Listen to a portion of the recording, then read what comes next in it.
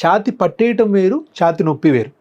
So ఛాతి పట్టేయటం అంటే మీకు టైట్గా ఉండటం, ఛాతి నొప్పి అంటే ఛాతిలో ఇంకా నొప్పి రావటం.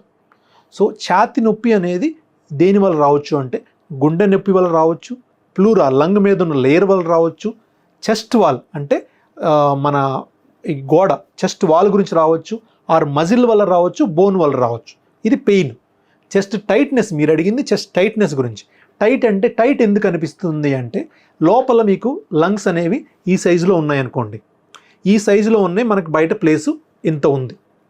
అప్పుడు లంగ్స్ హ్యాపీగా కంఫర్టబుల్గా ఉండి కొంచెం ఎక్స్పాండ్ అవుతూ క్లోజ్ అవుతూ హ్యాపీగా ఉంటాయి.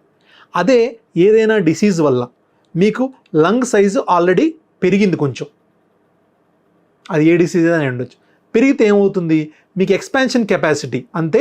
ఇంతకుముందు ఇంత స్పేస్ ఉంది మీకు ఎక్స్పాండ్ అవడానికి, ఇప్పుడు ఇంత స్పేస్ లేదు, ఇంత కొంచెం ఎక్స్పాండ్ అయిపోయింది ఆల్రెడీ. అప్పుడు ఏమవుతుంది, మీకు కొంచెమే పెరగగలదు, లంగ్ ఎక్స్పాండ్ అయ్యి కొలాప్స్ అవ్వగలదు. సో అప్పుడు ఏమవుతుంది, ఆటోమేటిక్గా మీకు చెస్ట్ టైట్గా అనిపిస్తుంది. ఈ టైట్నెస్ ఏ జబ్బులో వస్తుంది అంటే బ్రాంకియల్ ఆస్తమా, ఉబ్బసం వ్యాధిలో ఈ టైట్నెస్ అనేది మెయిన్ సిమ్టమ్ అండి. ఈ ఉబ్బసం వల్ల భయపడాల్సిన అవసరం ఏమీ లేదు.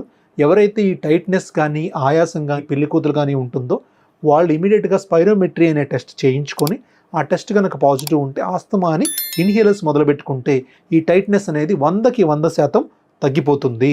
సో టైట్నెస్ అనేది డేంజరస్ కంప్లైంట్ కాదండి.